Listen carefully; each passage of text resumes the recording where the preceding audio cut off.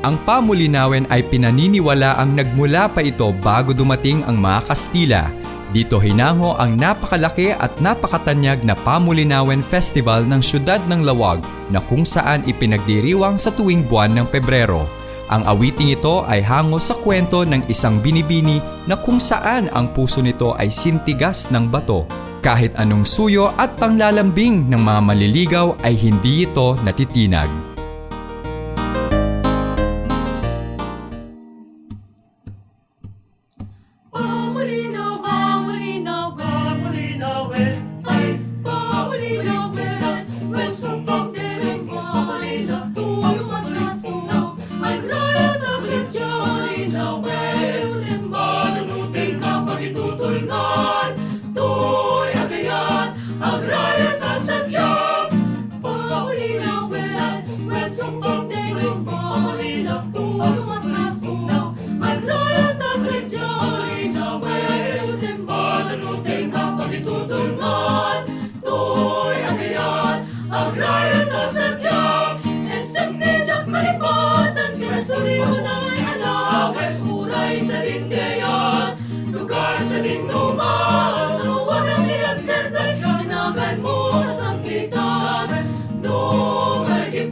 Pusok